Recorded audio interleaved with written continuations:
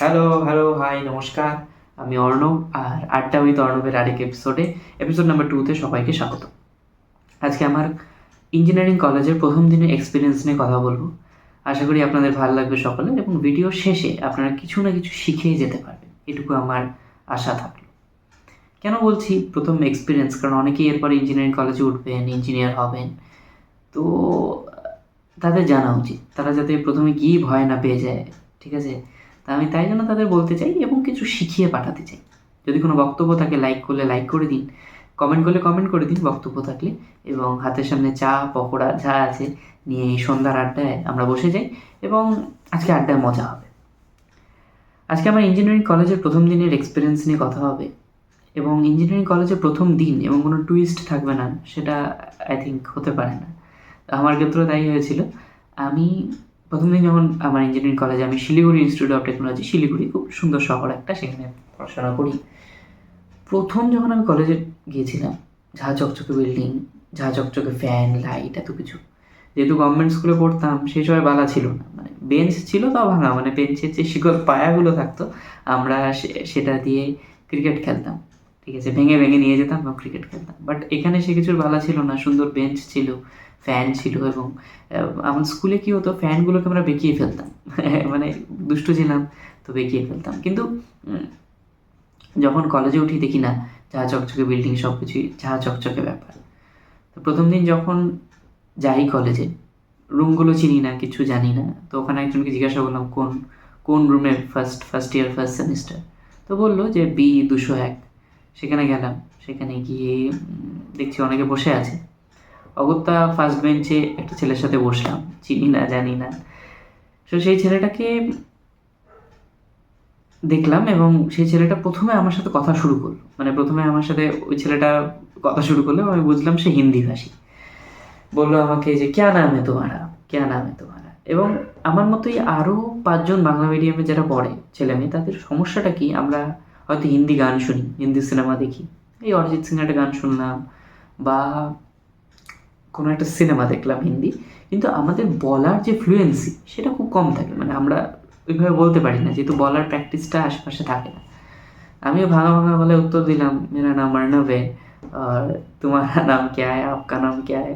ভাঙা গলায় আপ, তুম, তু সব মানে সবকিছু এক হয়ে যাচ্ছিল। ছেলেটা বুঝতে পেরেছিল হয়তো আমার কথা যে এর হিন্দি বলায় একটু প্রবলেম আছে। তো তারপরে ছেলেটা নিজের গল্প শুরু করলো। গল্প বলতে সে ফ্রিল্যান্সিং করে। এইসব ওয়ার্ড আমার কাছে তখন খুব ফ্যান্সি ওয়ার্ড ছিল। Freelancing, JavaScript, Python, web development কী এইসব, মানে আমার মাথায় আসতো না রিয়েলিটি। কারণ আমরা স্কুলে কোনোদিনও কম্পিউটার করিনি। মানে স্কুলে কম্পিউটারের মধ্যে যা ছিল তাও আবার ভাঙা। আমি আগেও এই নিয়ে কথা বলেছি। তো ভাঙা কম্পিউটার, ভাঙা সব কিছু, এগুলো জানারও কথা না। তো আমি বুঝছিলাম তো কিছুই না, কিন্তু একটু কুল সাজার জন্য একটু বোঝার ভান করছিলাম যে হ্যাঁ, হ্যাঁ, আচ্ছা ফ্রিল্যান্সিং, আচ্ছা আমিও করি। এদিকে কিছুই করি না ফ্রিল্যান্সিং বা ডেভেলপমেন্ট। পরে শুনলাম সে ওয়েবসাইট বানায় এবং বিভিন্ন কোম্পানির কাছে বেচে দেয় টাকা, ভারী টাকা নিয়ে। এবং তার পোশাক, ফোন, হাতে আইফোন, তা দেখেই বুঝছিলাম। পরে আরেকজনের সাথে যখন পরিচয় হলো, সে নিজের আইফোন, DSLR ক্যামেরা দেখালো এবং আমার কাছে তো তখনও এই ভাঙা ফোনটা, আমারই ভাঙা ফোনটা ছিল। ঠিক আছে? এটা স্ক্রিন ভাঙা ছিল। তো আমার এসব নিয়ে কোনোদিনই কোনো ভ্রুক্ষেপ ছিল না। স্ক্রিন ভাঙা ফোন বা আইফোন, মানে আমার কোনো যায় আসতো না। যাই হোক, তখন এসব নিয়ে আলোচনা হচ্ছিল এবং তখনই বুঝলাম যে না, পরিস্থিতি একটু টক্সিক। কারণ চারপাশে এমন সব কিছু নিয়ে আলোচনা হচ্ছে যা আমি জানি না এবং যে যতটা দেখাতে পারে সে ততটা দেখাচ্ছে। মাঝে মাঝে এক দুটো ঝগড়াও লাগলো এক দুজনের মধ্যে যে সি ভালো নাকি C++ ভালো। আমি তো কিছু বুঝছি না। অনেকে বললো সি ওয়াশিং মেশিনে ইউজ করা হয়। মানে আমি মানে মাথার উপর দিয়ে সব যাচ্ছিল যে অ্যাকচুয়ালি কী হয়, কেন হয়, কী কোশ্চেন হচ্ছে, কীরকম কথাবার্তা হচ্ছে। মানে আমাদের বাংলা মিডিয়ামে তো অন্যরকম কথাবার্তা হতো যে আজকে কী খেলি, এই আজকে তোর মা ম্যাগি দিল, এই আজকে বিস্কুট দিল, চল একটু খেলি, এই মুখ টুক গেমে টেমে আসতাম। আর এখানে খেলা বলতে ছিল বাস্কেটবল খেলা। তো বাস্কেটবল আমার কেন মনে হয় যে খুব বড় লোকদের খেলা। হ্যাঁ, মানে আমি জানি না কেন, বা মানে খুব খুব ধৈর্যের একটা খেলা, যে ধৈর্যটা আমাদের মধ্যে কোনোদিনই ছিল না। যাই হোক, সেই গল্প করতে করতেই প্রথম যে টিচার তিনি আসলেন এবং তিনি এসে আমাদের মার্কস সম্পর্কে বোঝাতে বসালেন, যে কীরকম মার্কস পেতে হয়, কীরকম বসলে সিজিপিএ ভালো থাকলে প্লেসমেন্টে বসতে হয়, প্লেসমেন্ট কী, চাকরির ইন্টারভিউ কী। এবং প্রথম দিনই উনিও ভয় ঢুকিয়ে দিলেন যে 80% না পেলে বা 8 সিজিপিএর উপর না পেলে বা 7.5 সিজিপিএ না থাকলে তুমি প্লেসমেন্টে বসতে পারবে না এবং ভালো তুমি চাকরি পাবে না। তো যাই হোক, সে প্রথম দিনই লোকের চোখ মুখে ভয়, ইঞ্জিনিয়ার মানে হব কি, ইঞ্জিনিয়ার হওয়াটা কি, তার আগেই ভয়। যাই হোক, তারপরে ধীরে ধীরে আমিও বুঝতে পারি যে কিছু না, এগুলোর সাথে কোপ আপ করতে হয়তো একটু সময় লাগবে কিছু এগুলোর সাথে, কারণ যেহেতু জানি না, ঠিক আছে জানি না, কোনো অসুবিধা নেই। মানে আমার মধ্যে এই অ্যাটিটিউডটা সবসময় থাকে, অ্যাটিটিউড বলতে এই পার্সপেক্টিভটা আমার মধ্যে সবসময় থাকে যে জানলে ঠিক আছে, আর যদি না জানি তাহলে তো আরোই ভালো, আরও এক্সপ্লোর করতে পারবো এবং জানি না বলেই হয়তো আরও জানতে পারবো। এইটা আমার মধ্যে সবসময় ছিল এবং আমি তোমাদেরও বলবো যারা দেখছো, বা আপনাদেরও বলবো যারা দেখছেন, এই অ্যাটিটিউডটা সবসময় রাখতে।